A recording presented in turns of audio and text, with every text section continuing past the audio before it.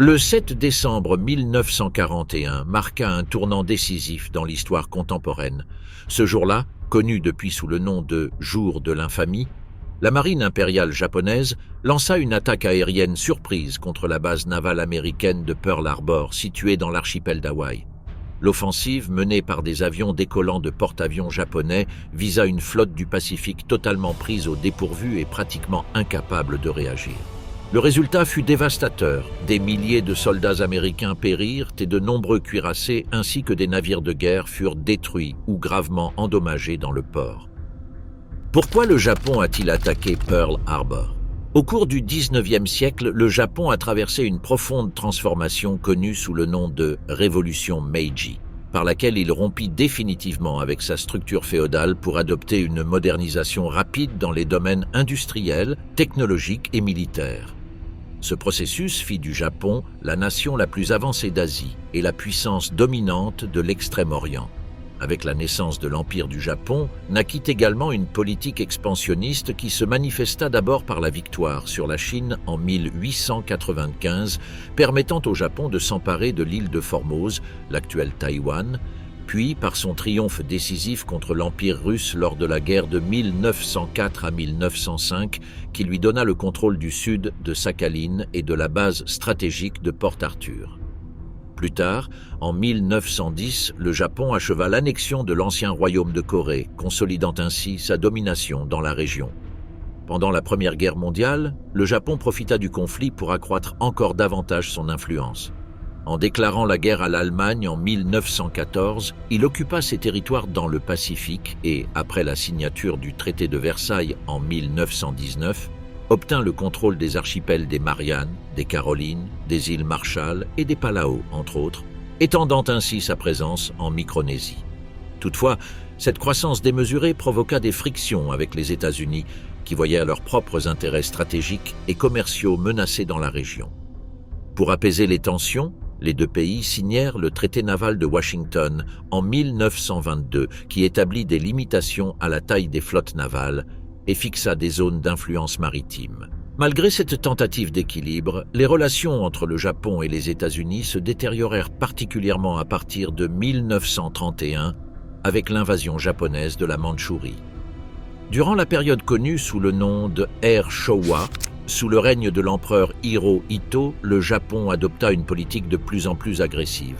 Le point de rupture définitif fut la Seconde Guerre sino-japonaise, déclenchée en 1937, lorsque les forces nippones occupèrent d'immenses régions du territoire contrôlées par le gouvernement nationaliste de Chiang Kai-shek, allié clé des États-Unis en Asie.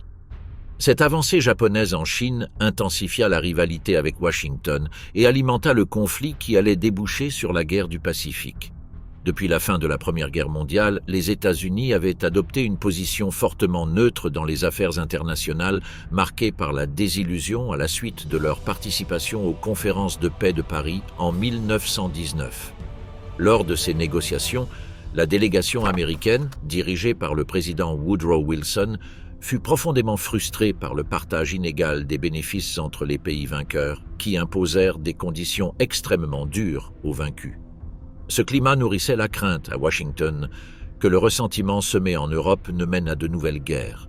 En réponse, le gouvernement américain choisit une ligne politique d'isolement total, évitant de s'engager dans des conflits extérieurs, en particulier dans les affaires européennes. Le repli international des États-Unis s'accentua encore après l'effondrement financier de 1929 et la dévastatrice Grande Dépression qui s'ensuivit. Avec l'arrivée au pouvoir du démocrate Franklin Delano Roosevelt, l'attention se concentra entièrement sur la reprise intérieure, en mettant de côté les tensions internationales croissantes des années 1930. Même lorsque la Seconde Guerre mondiale éclata en 1939 avec l'invasion allemande de la Pologne, le gouvernement américain proclama sa neutralité sans s'impliquer dans la guerre opposant le Troisième Reich au Royaume-Uni et à la France. La chute de Paris en 1940 suscite des inquiétudes à la Maison-Blanche, mais l'opinion publique comme le Congrès restait fermement opposée à toute forme d'intervention, soutenue par la vigueur de la loi de neutralité. Néanmoins, Roosevelt parvint à contourner partiellement cette limitation grâce à des mécanismes légaux tels que la loi Prebail, qui permit d'envoyer des armes et des fournitures au Royaume-Uni, et par l'accord selon lequel 49 destroyers obsolètes furent remis à la marine britannique en échange de bases militaires. Bien que les États-Unis ne participassent pas directement, ils commençaient à faire pencher la balance. Le panorama changea radicalement au dernier trimestre de 1940. Tout d'abord, le régime de Vichy, allié collaborateur de l'Allemagne nazie, autorisa l'armée japonaise à s'installer dans la région de l'Indochine, plus précisément au Vietnam et au Tonkin, menaçant d'ouvrir un nouveau front au sud de la Chine. Mais le facteur déterminant fut la signature du pacte tripartite entre le Japon, l'Allemagne et l'Italie. Cette alliance formalisa la création de l'Axe, une coalition militaire qui non seulement consolidait trois puissances agressives aux ambitions expansionnistes, mais qui plaçait également l'Empire japonais comme un acteur stratégique dans la région du Pacifique, en concurrence ouverte avec les intérêts américains. L'apparente distance du conflit commençait à s'évanouir. La formation de l'Axe entre le Japon, l'Allemagne et l'Italie n'entraîna pas une diminution des tensions avec les États-Unis, mais au contraire, intensifia les inquiétudes de l'administration de Franklin Delano Roosevelt. Le président observait avec alarme les succès des forces du Troisième Reich et de l'Italie fasciste en Afrique du Nord et dans les Balkans, élargissant leur contrôle territorial. Cette montée en puissance de l'Axe fit craindre à de nombreux citoyens américains que l'Atlantique et le Pacifique cessent d'être des barrières sûres, perçues désormais comme une menace directe sur les deux fronts maritimes. Ce nouveau contexte mondial poussa le Congrès à adopter des mesures exceptionnelles pour renforcer la défense nationale. Le Selective Service Bill fut promulgué, instaurant pour la première fois le service militaire obligatoire en temps de paix. Et un budget colossal de 17 milliards de dollars fut approuvé pour renforcer et moderniser les forces armées.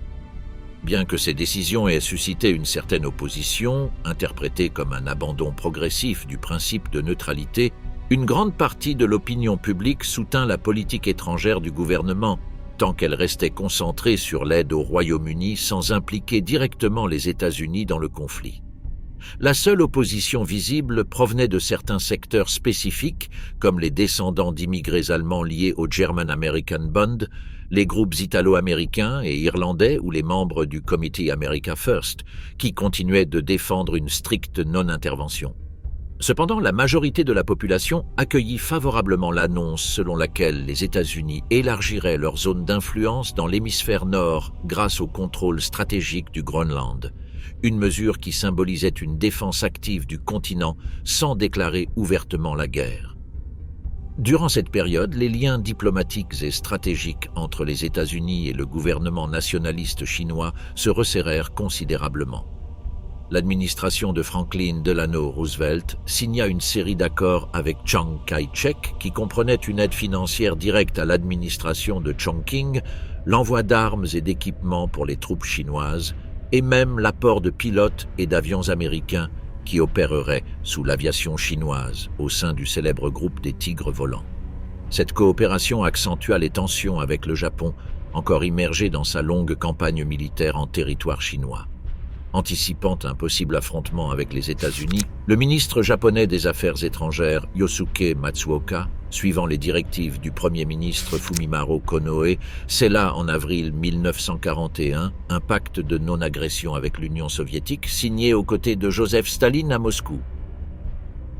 Malgré cette tentative de sécuriser le front nord, les plans de Tokyo furent bouleversés lorsque le 22 juin 1941, l'Allemagne lança l'opération Barbarossa en envahissant son ancien allié soviétique.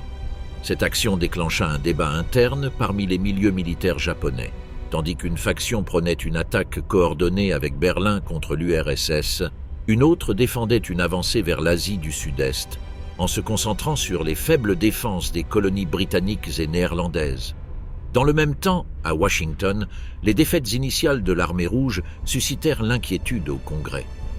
La possibilité de s'allier à un régime communiste et autoritaire comme celui de l'Union soviétique était impopulaire, ce qui se refléta lorsque, à une seule voix près, 203 contre 202, la Chambre des représentants évita de bloquer des mesures militaires essentielles à la défense nationale. Le 22 juillet 1941, le Japon prit une décision stratégique clé en occupant la totalité de l'Indochine française. Cette expansion, facilitée par la collaboration du régime de Vichy dirigé par le maréchal Philippe Pétain, qui, sous la pression de Hitler, autorisa la cession de la Cochinchine, permit à Tokyo d'établir une base navale à Saïgon et de déployer plus de 200 000 soldats dans une position menaçante vis-à-vis des possessions britanniques et néerlandaises d'Asie du Sud-Est. La réaction de Washington fut immédiate. Le 23 juillet, le sous-secrétaire d'État Sumner Welles informa l'ambassadeur japonais Nomura de la suspension de tous les accords commerciaux entre les deux nations. Les jours suivants marquèrent un durcissement sans précédent. Le 25 juillet, les États-Unis et le gouvernement philippin procédèrent au gel des avoirs japonais dans leurs banques et bloquèrent tous leurs biens. À cette décision s'ajoutèrent en cascade le Canada, la Nouvelle-Zélande et le Royaume-Uni le 26 juillet, puis les Pays-Bas le 28. Cependant, le coup le plus sévère survint le 1er août, lorsque Washington, Londres et Amsterdam imposèrent un embargo conjoint sur le pétrole et les matières premières vitales. Cette interruption de l'approvisionnement énergétique plaça l'Empire japonais dans une situation critique. Elle menaçait non seulement de paralyser son économie, mais aussi de provoquer l'effondrement des opérations militaires encore menées intensément en Chine. La pression internationale avait conduit le Japon à une dangereuse impasse. Les sanctions imposées sur l'approvisionnement en pétrole par les puissances occidentales plongèrent le gouvernement japonais dans un état de profonde inquiétude. Le Japon ne disposait alors que de 65 hectolitres de brut dans ses réserves, ce qui limitait sérieusement la capacité de maintenir les opérations militaires en territoire chinois. On estimait que le pays ne pourrait résister que 12 à 18 mois dans ces conditions, et bien moins encore en cas de conflit direct avec les Alliés, ce qui réduirait drastiquement ce délai. Dans ce contexte critique, l'ambassadeur Kichisaburo Nomura fut reçu dans le bureau ovale par le président Franklin Delano Roosevelt, qui lui transmit que les États-Unis ne considéreraient le rétablissement des livraisons de pétrole qu'à condition que le Japon renonce publiquement à son alliance avec Berlin et retire ses troupes tant d'Indochine française que de Chine. Ces exigences étant inacceptables pour Tokyo, les diplomates japonais présentèrent une contre-proposition: évacuer progressivement le territoire indo-chinois et réduire partiellement leur présence en Chine, en échange du rôle de médiateur que Washington devait jouer entre le Japon et le gouvernement nationaliste de Chiang Kai-shek. Toutefois, les Américains rejetèrent cette initiative. Ce refus engendra des doutes au sein de la conférence impériale, à laquelle l'empereur Hirohito assista lui-même le 6 septembre. La tension diplomatique croissante provoqua la démission du Premier ministre Fumimaro Konoe le 16 du même mois, un homme politique clé dans la formation de l'Axe. Le lendemain, il fut remplacé par le général Hideki Tojo, une figure militaire de la ligne dure, partisan d'une solution guerrière immédiate. Hideki Tojo prit la tête du gouvernement avec de larges attributions. En plus d'être Premier ministre, il conserva le portefeuille de ministre de la guerre, ce qui lui donna un contrôle quasi absolu sur l'appareil politique et militaire. Il persuada rapidement son cabinet et l'empereur que la seule voie pour éviter l'effondrement de l'Empire était d'obtenir par la force les ressources que l'Occident leur avait refusées, en particulier le pétrole. Le plan consistait à lancer une offensive contre les gisements des Indes orientales néerlandaises à Sumatra et à Java, ainsi qu'à s'emparer des régions britanniques riches en ressources comme Bornéo et la Birmanie. Cependant, un obstacle évident subsistait. Les États-Unis ne permettraient pas une telle agression sans riposter militairement. Afin d'éviter que l'intervention américaine ne vienne contrecarrer ses plans, l'état-major japonais conclut qu'il était indispensable de neutraliser d'abord la flotte du Pacifique. De cette manière, on gagnerait un temps précieux pour assurer les conquêtes en Asie du Sud-Est et en Océanie sans interférences immédiates. C'est ainsi que se forgea la décision de lancer une attaque préventive qui marquerait un point de non-retour dans l'histoire du XXe siècle. Vers le milieu de l'automne 1941, le Premier ministre Hideki Tojo avait déjà défini en détail la stratégie visant à occuper les colonies occidentales d'Asie et du Pacifique. Bien qu'il existât des opposants au sein du haut commandement japonais, l'un des plus importants était l'amiral Isoroku Yamamoto, commandant en chef de la flotte combinée. Ouvertement hostile à l'idée d'entrer en guerre avec les États-Unis et jamais favorable à l'alliance avec le Troisième Reich, Yamamoto accepta néanmoins son rôle par devoir patriotique, étant de surcroît le seul capable de concevoir un plan efficace pour désarticuler la flotte américaine dans le Pacifique grâce à une attaque aérienne surprise contre la base navale de Pearl Harbor située dans l'archipel d'Hawaï. Cependant, même à la veille du conflit, le Japon tenta d'éviter l'affrontement direct. Le 26 novembre, les envoyés japonais Saburo Kurusu et Kichisaburo Nomura tinrent une dernière réunion à Washington avec le secrétaire d'État Cordell Hull. Lors de cette rencontre, un ultimatum leur fut présenté, connu sous le nom de Note Hull, qui exigeait le retrait complet des troupes japonaises de Chine et d'Indochine, ainsi que la rupture immédiate du pacte avec les puissances de l'Axe. En contrepartie, le Japon obtiendrait la promesse d'une intégration dans une alliance avec les États-Unis, le Royaume-Uni, l'Union soviétique et les Pays-Bas, ainsi que des avantages commerciaux, une réduction des tarifs douaniers et une amélioration de la parité monétaire entre le yen et le dollar. La proposition fut perçue à Tokyo comme une humiliation. Aux yeux des diplomates japonais, l'exigence d'abandonner des territoires pour lesquels tant de sacrifices avaient été consentis en termes économiques et humains était inacceptable. De plus, un retrait brutal aurait projeté une image de faiblesse auprès des autres puissances régionales. Pour couronner le tout, l'offre ne garantissait pas d'éviter la guerre, puisque le Japon se serait retrouvé piégé dans une alliance forcée avec les démocraties occidentales pour combattre l'Axe, devenant ainsi l'ennemi de l'Allemagne et de l'Italie sans bénéfice tangible. Ce même jour, alors que les dernières conversations diplomatiques échouaient, la marine impériale japonaise mit en marche son offensive. Depuis leur position dans les îles Kuril, une force composée de porte-avions, de destroyers et de sous-marins prit la direction du centre stratégique des États-Unis dans le Pacifique, Pearl Harbor. Ainsi commença le compte à rebours vers une attaque qui allait transformer à jamais le cours de la Seconde Guerre mondiale. Comment le Japon planifia-t-il l'attaque surprise contre Pearl Harbor ? L'amiral Isoroku Yamamoto, commandant de la flotte combinée du Japon et vétéran ayant acquis de l'expérience lors de la guerre russo-japonaise, fut celui qui conçut le plan visant à lancer une attaque décisive contre les États-Unis. Son inspiration provenait d'un épisode survenu en 1940, lorsque la Royal Navy britannique exécuta avec succès un audacieux bombardement sur le port italien de Tarente en utilisant des torpilleurs partis de porte-avions pour couler un cuirassé ennemi. Cet événement lui servit de modèle pour imaginer une offensive similaire, mais de proportions bien plus vastes, contre la base navale américaine de Pearl Harbor, dans les îles Hawaï. Dès le début, la proposition de Yamamoto fut accueillie avec scepticisme et rejet au sein des cercles militaires japonais. De nombreux officiers de l'état-major général de la marine, parmi lesquels l'influent amiral Osami Nagano, considéraient qu'il était plus prudent de limiter les actions à une campagne régionale aux Philippines, afin d'expulser les forces américaines de cet archipel sans provoquer une guerre totale.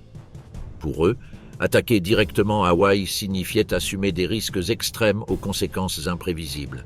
Face au manque de soutien, Yamamoto se montra prêt à abandonner son poste, ce qui exerça une forte pression sur la hiérarchie militaire. À plusieurs reprises, il exprima qu'il ne soutiendrait aucune opération d'expansion vers le sud si l'on n'éliminait pas d'abord la menace que représentaient les cuirassés et les porte-avions américains dans le Pacifique. Sa position ferme et sa réputation de stratège naval finirent par faire pencher la balance en sa faveur.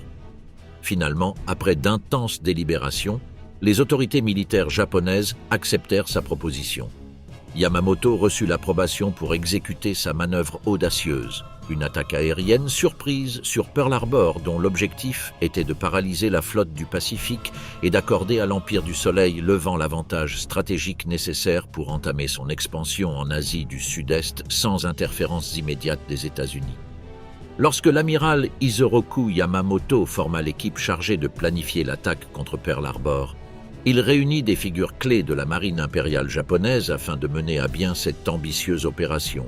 Le vice-amiral Chuichi Nagumo fut désigné commandant de la flotte d'attaque. Le contre-amiral Ryunosuke Kusaka assuma le rôle de superviseur stratégique. L'officier Minoru Genda fut nommé chef de la planification tactique et le commandant Mitsuo Fuchida prit le commandement des escadrilles aériennes. Tous s'accordèrent à dire que la mission était extrêmement complexe, mais réalisable, à condition qu'elle fût exécutée avec une précision millimétrique et qu'aucun détail ne fût laissé au hasard. Lors de la phase de préparation, l'état-major japonais mena des simulations stratégiques au Collège naval impérial de Tokyo afin de mesurer les résultats possibles de l'attaque. Le premier exercice fut un échec total. Les forces américaines détectaient à temps la flotte japonaise et parvenaient à couler 2 de ses porte-avions. Alarmé par ce scénario, un second jeu de guerre fut organisé avec des ajustements de route et de tactiques d'approche. Cette fois, le scénario se conclut par une écrasante victoire japonaise. Ils parvenaient à couler 2 porte-avions, un cuirassé et 2 croiseurs lourds américains sans subir de pertes. Ces simulations furent décisives pour définir la route que suivrait la flotte japonaise. Au lieu de parcourir directement les plus de 5000 km séparant le Japon d'Hawaï, ce qui augmentait le risque de détection, on choisit un trajet plus discret à travers le lointain Pacifique Nord. La flotte partirait des îles Kuril et se dirigerait vers le nord-ouest de l'île d'Oahu, d'où elle lancerait l'attaque. Cette manœuvre permettait de conserver l'effet de surprise, crucial pour le succès de l'opération, en profitant des conditions climatiques et de la moindre surveillance navale dans cette région de l'océan. L'itinéraire choisi par la marine impériale japonaise pour atteindre les côtes hawaïennes à travers le nord du Pacifique s'avérait considérablement plus long que les routes du Pacifique central ou du sud. Cependant, cette voie offrait un avantage tactique vital. Les violentes tempêtes et les conditions météorologiques défavorables qui caractérisaient cette zone compliquaient la tâche des avions de reconnaissance ennemis, ce qui augmentait les chances de conserver le secret. Afin d'assurer l'autonomie de la flotte durant une telle traversée, des entraînements intensifs de ravitaillement en mer furent organisés et les porte-avions légers furent adaptés, chargés de barils supplémentaires de 200 litres de carburant chacun. En parallèle, les officiers Minoru Genda et Mitsuo Fuchida dirigèrent des exercices exhaustifs pour perfectionner l'usage des torpilles. Ils commencèrent dans la baie de Kagoshima, puis poursuivirent dans les eaux plus isolées de la baie de Itokapu, dans les îles Kuril. Là, les équipages des Nakajima B5N furent instruits à lancer leurs torpilles depuis une altitude inférieure à 20 mètres et à une vitesse proche de 180 km à l'heure, en veillant à ce qu'elles ne plongent pas à plus de 12 mètres sous l'eau, la profondeur exacte du port de Pearl Harbor. Pour ce faire, les ingénieurs ajoutèrent des ailettes en bois à l'arrière des torpilles, ce qui réduisait leur immersion après l'impact avec la mer. La force d'attaque réunie par l'amiral Isoroku Yamamoto, sous le commandement de la flotte combinée, se composait de 36 navires. Parmi eux figuraient les 6 principaux porte-avions: Hiryu, Soryu, Kaga, Akagi, Zuikaku et Shokaku, les cuirassés Iei, Kirishima et Nagato, les croiseurs Tone, Chikuma et Abukuma, ainsi que 8 destroyers et une flottille de 8 sous-marins à long rayon d'action. En outre, l'opération s'appuyait sur 8 pétroliers chargés du ravitaillement en haute mer, tels que le Kyokuto-maru et le Toho-maru. À bord de cette puissante armada se trouvaient 423 avions de combat prêts pour l'offensive. Le contingent aérien comprenait 80 chasseurs Mitsubishi Zero, 143 torpilleurs Nakajima B5N, 128 bombardiers en piqué Aichival, ainsi que 72 appareils de réserve des 3 modèles précédents, prêts à intervenir si la première vague nécessitait des renforts. Cette force aérienne, soigneusement entraînée et équipée, était chargée de porter le coup initial qui changerait le cours du conflit mondial. Le 10 novembre 1941, plusieurs navires de guerre de la marine impériale japonaise quittèrent discrètement les ports de Kure et d'Hiroshima. Au cours des 2 semaines suivantes, ces unités navales se regroupèrent progressivement dans l'archipel des îles Kuril, jusqu'à se concentrer toutes dans la paisible baie de Itokapu, sur l'île d'Etorofu, le 22 novembre. C'est là qu'elles restèrent à l'ancre dans le plus grand secret. 4 jours plus tard, le 26 novembre à 6 heures précises du matin, juste après l'échec des négociations diplomatiques à Washington avec la remise de la fameuse note Hull, Yamamoto reçut depuis Tokyo l'ordre chiffré « Niitaka Yamanobore », c'est-à-dire « escalader le mont Niitaka ». Ce message déclencha l'opération et la flotte partit immédiatement vers les côtes américaines. L'itinéraire choisi fut une traversée de 13 jours à travers le froid glacial, et l'éloigné Pacifique Nord. Les navires avançaient en formation sur la latitude du 43e parallèle, maintenant une vitesse stable de 13 nœuds et profitant d'un ciel couvert de nuages denses qui dissimulaient leurs mouvements. Pour assurer le secret absolu, toute transmission radio fut suspendue et les opérateurs de télégraphie restèrent à terre, d'où ils continuaient à émettre de faux signaux afin de faire croire à l'ennemi que l'escadre se trouvait encore au Japon.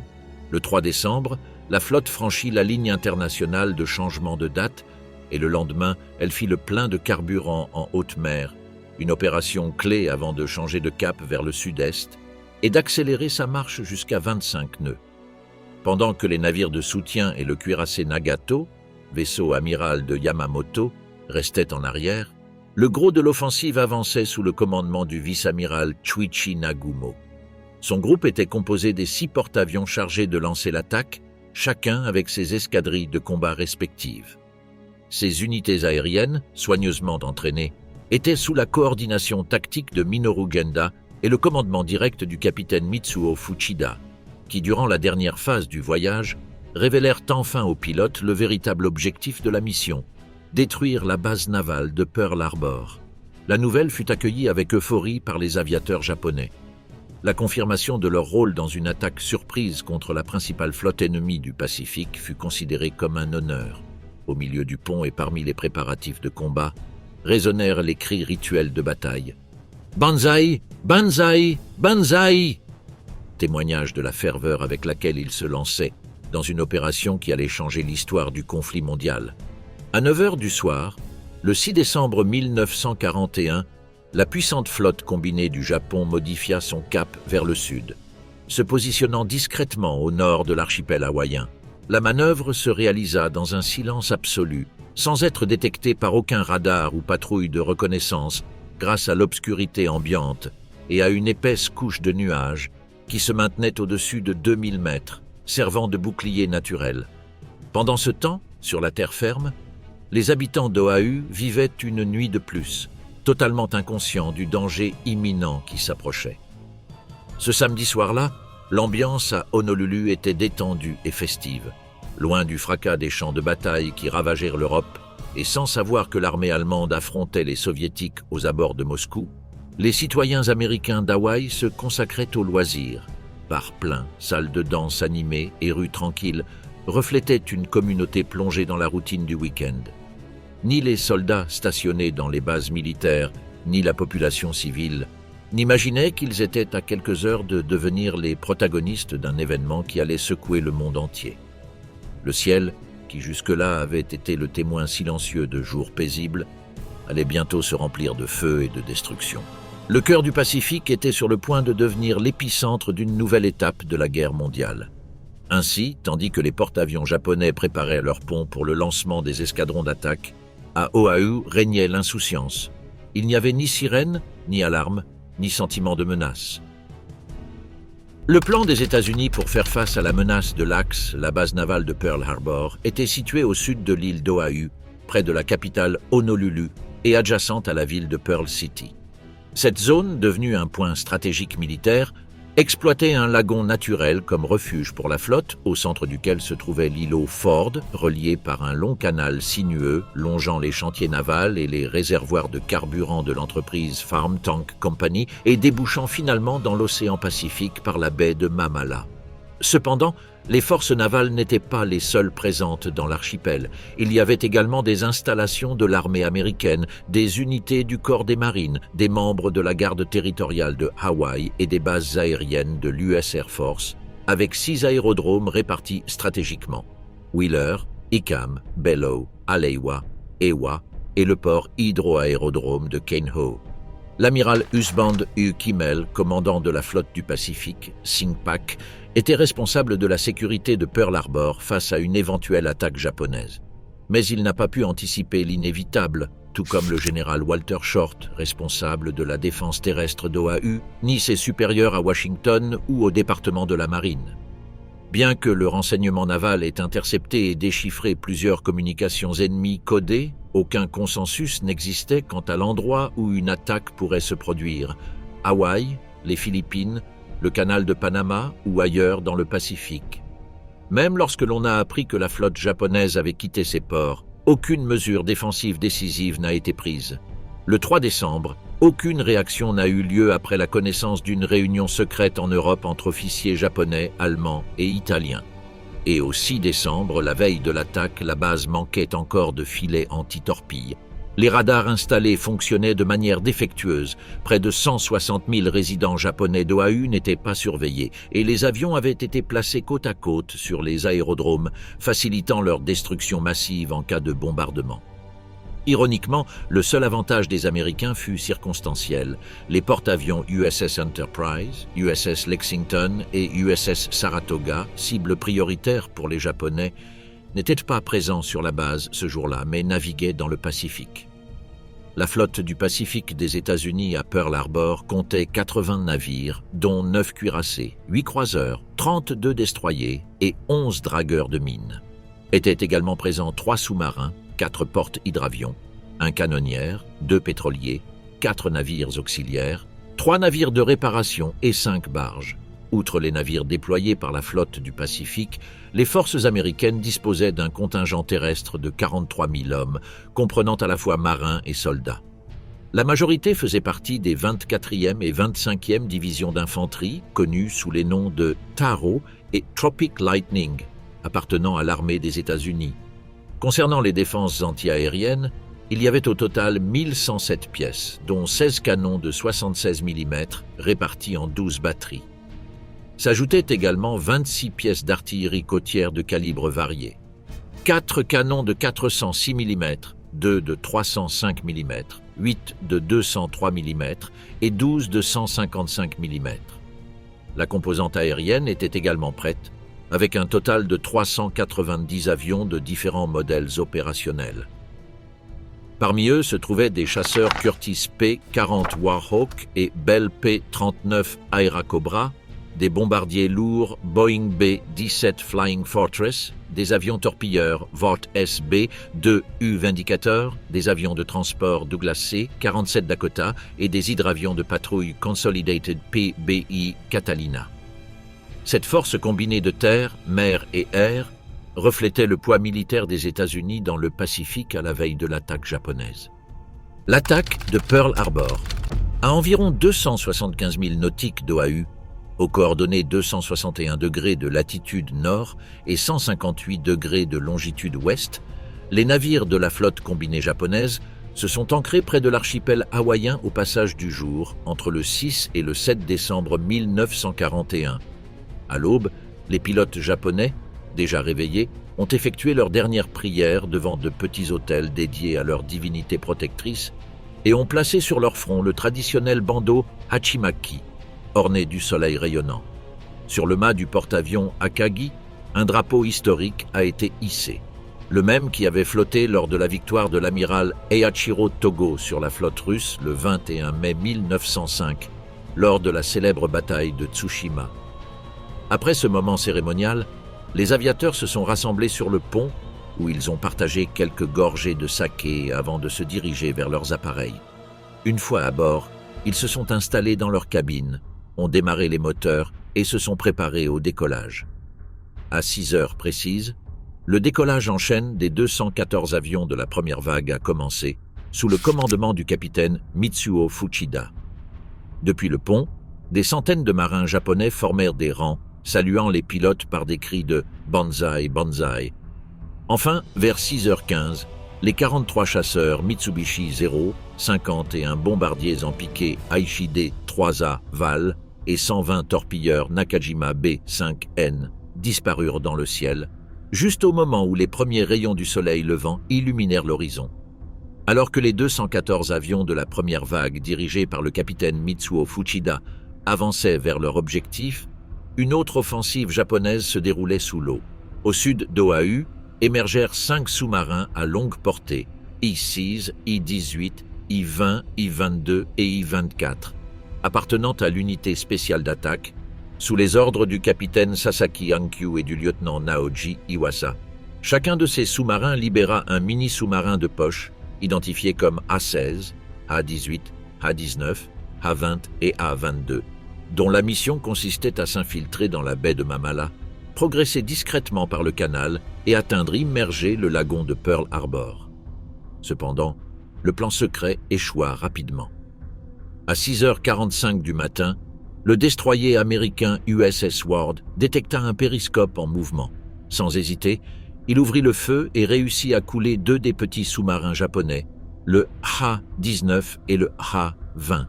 Les autres n'atteignirent pas non plus leur objectif. Le Ha-16 subit une panne technique et ne fut jamais revu.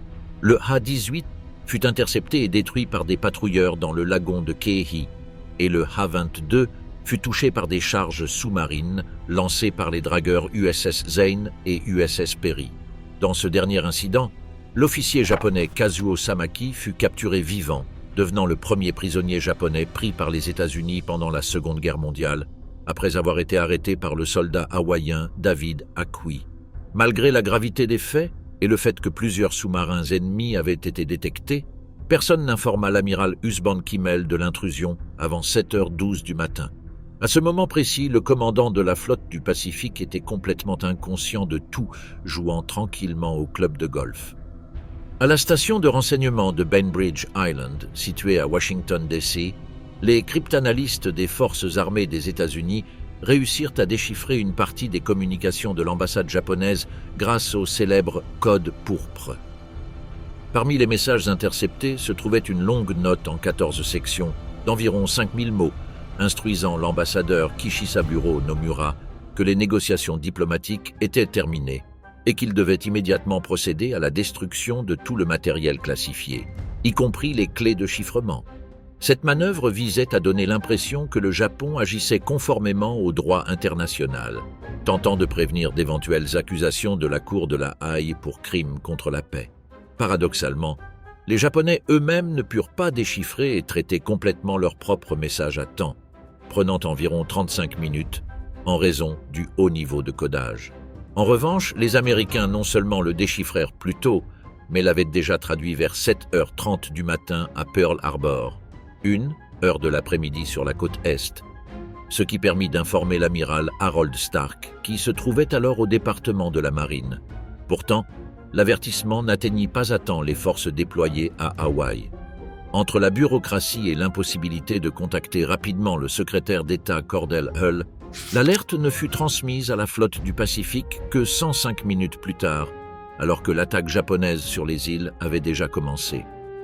Une des défaillances les plus significatives de la défense américaine avant l'attaque de Pearl Harbor eut lieu à 7h40 du matin, lorsque le radar de la station Opana, située à Punta Kuaku, détecta sur son écran une formation dense d'aéronefs à 132 milles nautiques. Immédiatement, le soldat de deuxième classe George Elliott, avec son compagnon Joseph Lockhart, contacta le centre de défense aérienne à Fort Shafter pour signaler cette observation inhabituelle. Cependant, à la première tentative, personne ne répondit, le personnel étant en train de prendre son petit déjeuner. Lors de leur deuxième appel, le lieutenant Kermit Tyler répondit enfin, minimisant le rapport en affirmant qu'il s'agissait probablement d'un escadron de bombardiers B-17 venant de Californie, avec la phrase tristement célèbre « Oublie, forget it ». Peu de temps après, alors que les premiers avions japonais survolaient le ciel du nord d'Oahu, près de Haleiwa, un avion civil fut intercepté par un chasseur Mitsubishi Zero. À bord se trouvait l'avocat Roy Witusek et son fils Martin, qui durent esquiver l'attaque. Ne comprenant pas ce qui se passait et croyant qu'il s'agissait d'une manœuvre d'entraînement mal exécutée par leurs propres forces, ils déposèrent une plainte officielle auprès de l'armée de l'air à l'atterrissage, s'exclamant avec indignation « Vous êtes fous, vous devez être ivres, vous vous entraînez avec des munitions réelles ». Cette réaction reflétait la confusion générale qui régnait sur les îles ce jour funeste. À 7h45 du matin, la première vague aérienne sous le commandement du capitaine Mitsuo Fuchida survolait déjà l'île d'Oahu. Les chasseurs Zéro se déplaçaient dans la vallée proche de la chaîne de Koolau. Les bombardiers en piqué Aichival traversaient la végétation dense recouvrant les volcans des monts Waianae, et les avions torpilleurs avançaient au ras de la côte ouest avant de virer vers l'est à la hauteur de Punta Barbers. 5 minutes plus tard, à 7h50, les pilotes japonais aperçurent clairement le lagon de Pearl Harbor, tandis que depuis la terre, quelques marins et officiers les observaient sans suspicion, croyant qu'il s'agissait d'appareils alliés. Un infirmier du cuirassé USS California, voyant les avions, appela même son collègue avec étonnement en s'exclamant « Regardez ça! On dirait qu'un porte-avions russe est arrivé avec des avions portant des cercles rouges sur les ailes !»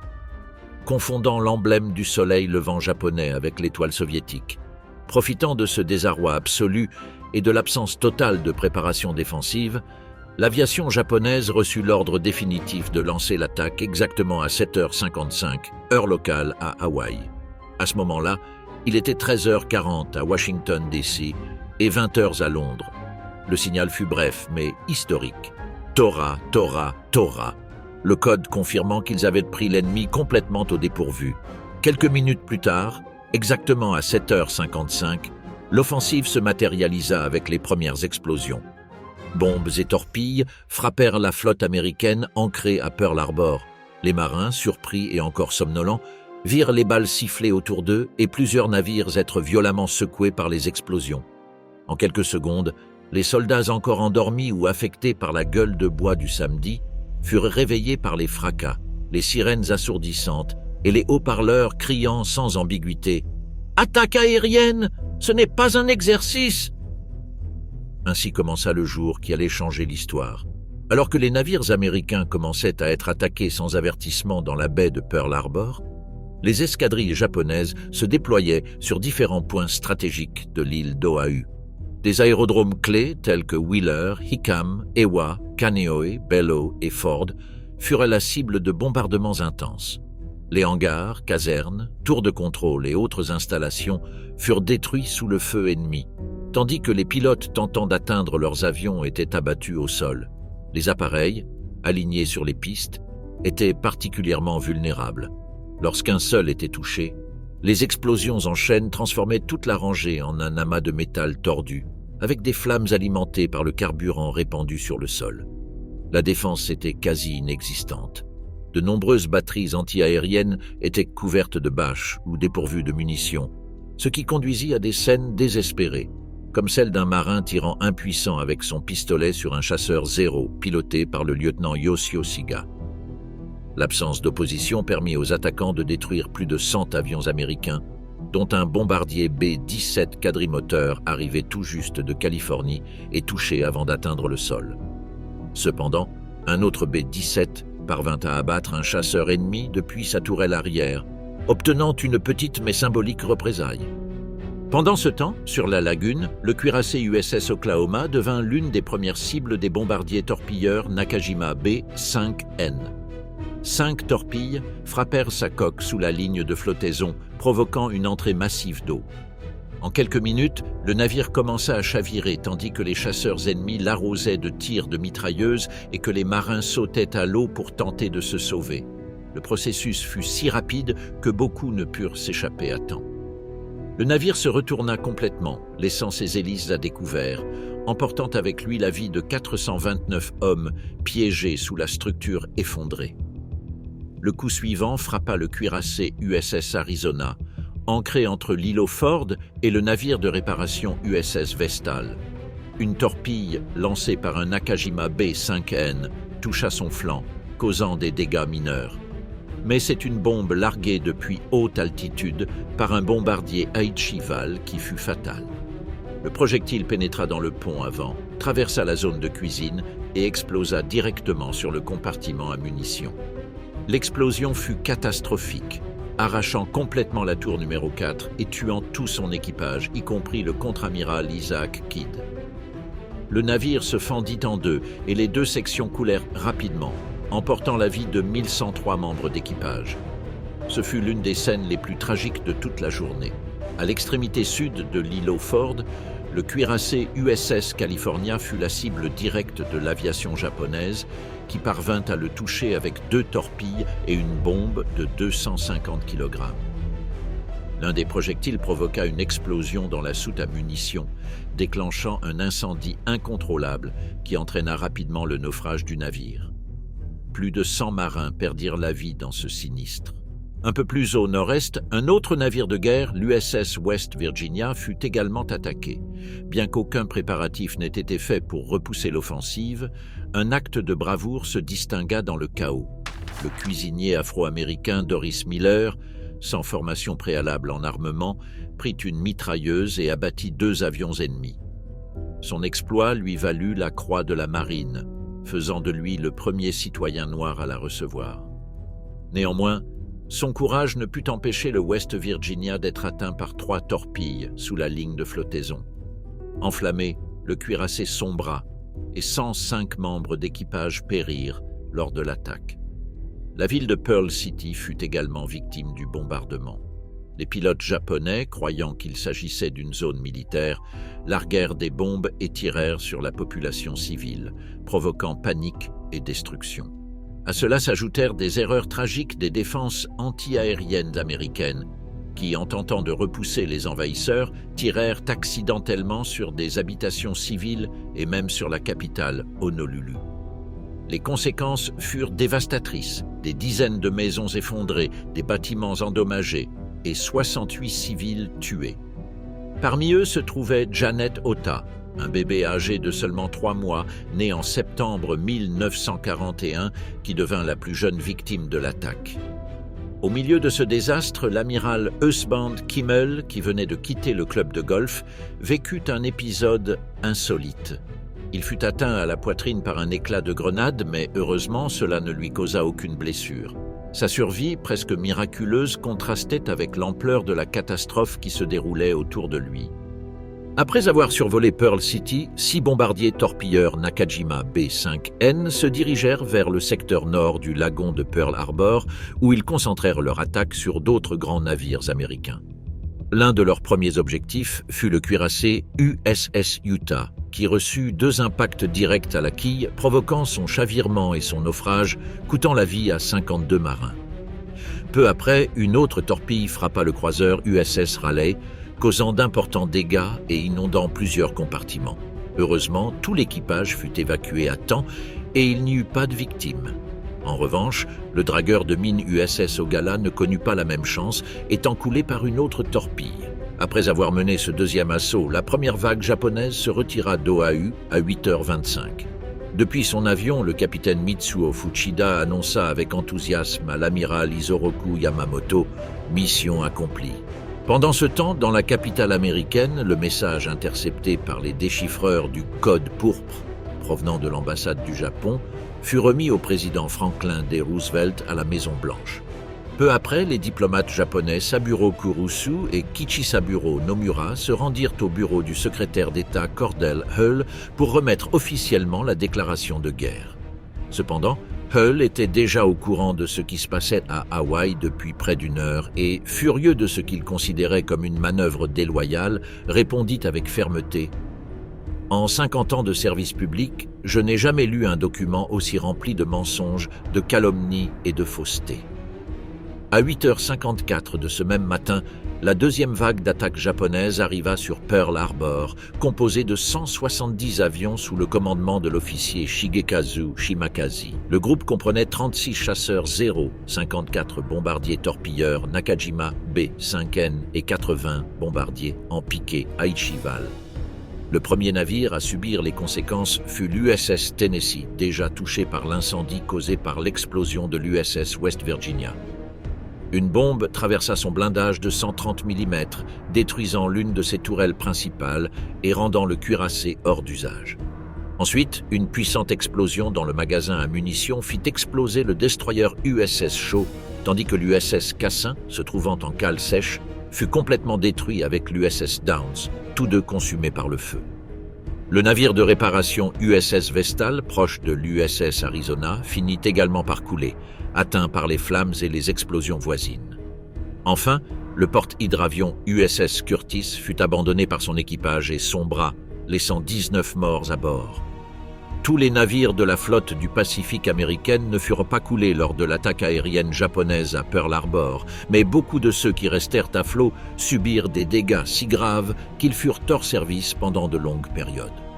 Tel fut le cas du cuirassé USS Pennsylvania, qui se trouvait en cale sèche lorsqu'une bombe le toucha, causant la mort de 18 membres d'équipage et des dommages importants à sa structure. L'USS Maryland connut une situation similaire en recevant 2 impacts, provoquant 4 pertes et des dommages considérables.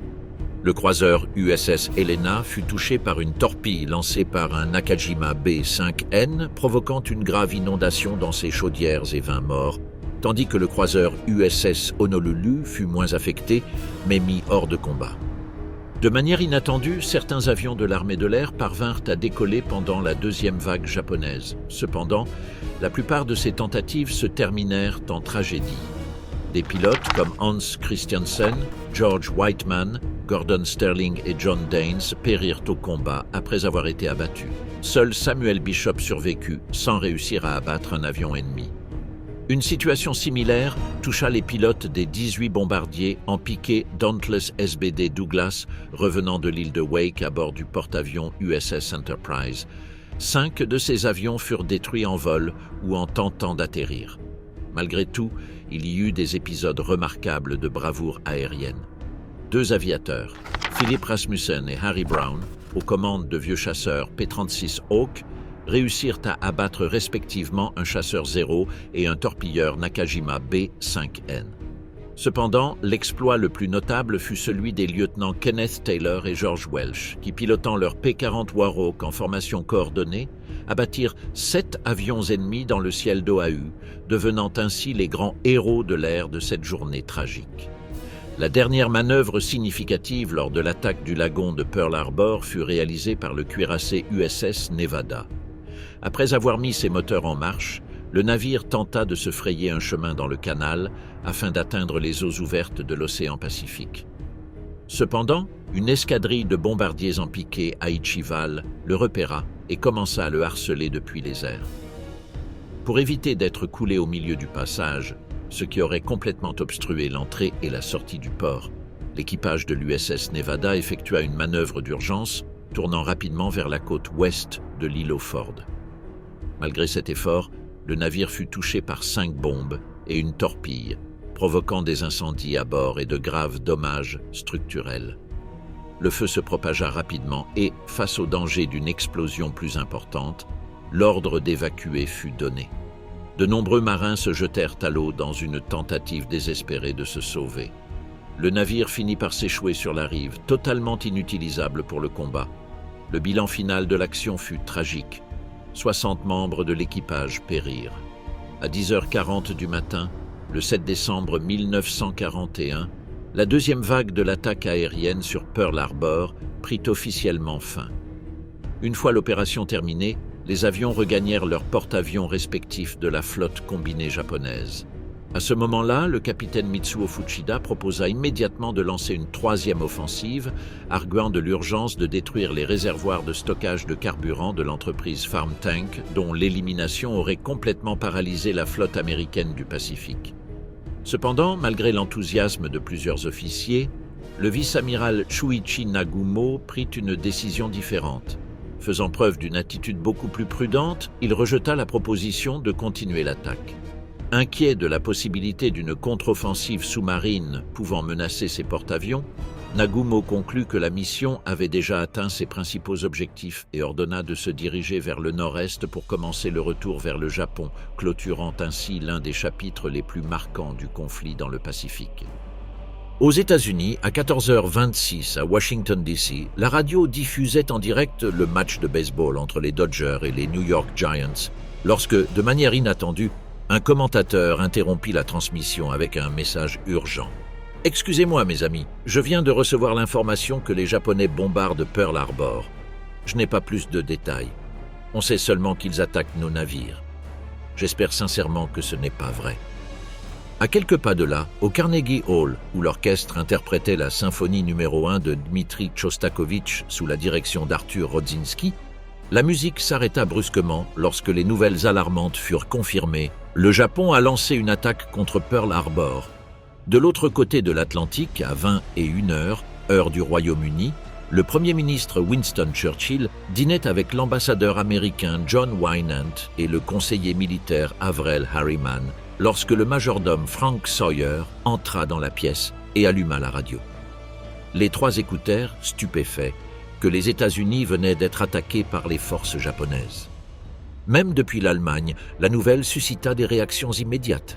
Le ministre nazi des Affaires étrangères Joachim von Ribbentrop téléphona avec enthousiasme à Rome pour réveiller son homologue italien, Galeazzo Ciano, et lui annoncer avec joie que la flotte américaine du Pacifique avait été pratiquement détruite. Le monde entier commençait à comprendre que la guerre avait atteint un niveau nouveau et dangereux. Le lendemain de l'attaque de Pearl Harbor, événement qui passerait à l'histoire sous le nom de « Journée de l'infamie », le 8 décembre 1941, le président Franklin Delano Roosevelt s'adressa solennellement au Congrès des États-Unis pour demander officiellement la déclaration de guerre contre l'Empire du Japon. Dans son discours, il prononça ces mots « Hier, le 7 décembre 1941, les États-Unis d'Amérique ont été attaqués de manière soudaine et délibérée par les forces aériennes et navales de l'Empire du Japon. Il est clair que la préparation de cette offensive a commencé plusieurs semaines auparavant. Pendant toute cette période, le gouvernement japonais a consciemment tenté de nous tromper par de fausses promesses et déclarations de paix. L'attaque des îles hawaïennes a causé d'énormes dégâts à nos forces militaires. Avec un profond regret, je dois informer que plus de 2000 citoyens américains ont perdu la vie. Bien que surmonter cette agression planifiée représente un grand défi, le peuple américain, en employant toute sa force et sa détermination, atteindra finalement une victoire complète. Pour cette raison, et face à cette vile agression non provoquée, je demande au Congrès de déclarer officiellement l'état de guerre. Les États-Unis entrèrent dans la Seconde Guerre mondiale après avoir subi un coup militaire dévastateur avec la destruction d'une partie importante de leur flotte du Pacifique. Par pure coïncidence, les trois principaux porte-avions, USS Enterprise, USS Lexington et USS Saratoga, ne se trouvaient pas à Pearl Harbor pendant l'attaque et échappèrent à la catastrophe. Les installations clés de ravitaillement en carburant et la base de sous-marins furent également épargnées, car le vice-amiral Chuichi Nagumo décida de ne pas lancer une troisième vague d'attaques. Néanmoins, le bilan fut désastreux. La plupart des cuirassés furent détruits ou rendus inutilisables, plus de la moitié de l'aviation anéantie, de nombreux petits navires endommagés ou coulés, et les dommages aux infrastructures, ajoutés aux lourdes pertes humaines, laissèrent les forces américaines dans une situation critique. Le résultat immédiat fut l'ascension fulgurante de la marine impériale japonaise en tant que puissance dominante dans le Pacifique. Avec ses principaux rivaux affaiblis, le Japon se retrouva libre de s'étendre dans de vastes régions d'Asie du Sud-Est et d'Océanie, consolidant ainsi son hégémonie régionale au cours des premiers mois du conflit. Lors de l'attaque de Pearl Harbor, les États-Unis subirent un total de 3650 pertes, dont 2403 morts confirmés. Parmi les défunts figuraient 2335 membres des forces armées, dont 2008 marins, 218 soldats de l'armée de terre et 109 marines, et 68 civils. À cela s'ajoutèrent 1247 personnes blessées. Sur le plan naval, 11 navires furent entièrement coulés ou détruits. Parmi eux, 6 cuirassés, l'USS Arizona, l'USS Oklahoma, l'USS California, l'USS West Virginia, l'USS Nevada et l'USS Utah, le croiseur USS Raleigh, les destroyers USS Shaw, USS Cassin et USS Downs, le dragueur de mines USS Ogalla et le navire de réparation USS Vestal. 7 autres unités furent également gravement endommagées, dont 3 cuirassés, USS Tennessee, USS Maryland et USS Pennsylvania, 3 croiseurs, USS Raleigh, USS Helena et USS Honolulu, et le porte-hydravion USS Curtis. Du côté de l'aviation, la destruction fut tout aussi sévère. Un total de 191 aéronefs furent rendus complètement inutilisables, 188 appartenant aux forces armées et 3 civils, tandis que 159 autres furent endommagés et hors service. Pour l'Empire du Japon, les pertes furent significativement moindres, mais pas inexistantes. On dénombra la destruction de 29 avions au total, 9 chasseurs, 15 bombardiers en piqué et 5 bombardiers torpilleurs. De plus, les 5 mini-sous-marins déployés furent coulés. En termes de pertes humaines, le Japon perdit 65 hommes, dont 55 aviateurs et 9 sous-mariniers, ainsi qu'un seul prisonnier capturé par les forces américaines. Contrairement aux puissances alliées, choquées par l'attaque de Pearl Harbor, au Japon, l'offensive fut célébrée avec euphorie. comme dans les autres nations de l'Axe. 4 jours plus tard, le 11 décembre 1941, le chancelier Adolf Hitler se présenta devant un public enthousiaste au Reichstag de Berlin pour annoncer que l'Allemagne liait son destin à celui de l'Empire du Soleil Levant, déclarant officiellement la guerre aux États-Unis. En Italie, Benito Mussolini rassembla ses chemises noires sur la Piazza Venezia, où il proclama également le début des hostilités contre l'Amérique du Nord, tandis que la foule scandait « Doucet, doucet ». Cependant, tout le monde ne partageait pas cet enthousiasme. L'amiral Isoroku Yamamoto, architecte de l'attaque sur Hawaï et connaisseur approfondi de la puissance économique et industrielle américaine après y avoir vécu, réagit avec inquiétude. D'un ton sombre, il prononça une phrase qui resterait dans l'histoire. « Je crains que nous ayons réveillé un géant endormi et l'ayons forcé à prendre une décision effrayante. » L'entrée en guerre du Japon et des États-Unis marqua un tournant qui transforma la Seconde Guerre mondiale en un conflit véritablement planétaire. À partir de ce moment, les combats s'étendirent à tous les coins du globe, avec des batailles dans des environnements aussi divers que les eaux glaciales de l'Arctique, les atolls des îles Salomon, les déserts de l'Afrique du Nord et les champs dévastés de l'Europe. Avec l'ouverture du front du Pacifique, également appelé guerre du Pacifique, le conflit s'étendit au territoire de l'Asie orientale, de la Chine, de l'Asie du Sud-Est et de l'Océanie, impliquant des pays de toute l'Amérique, du Canada au Brésil. Cette escalade mondiale eut un coût humain dévastateur. À la fin, en 1945, le nombre total de morts dépasserait 35 millions.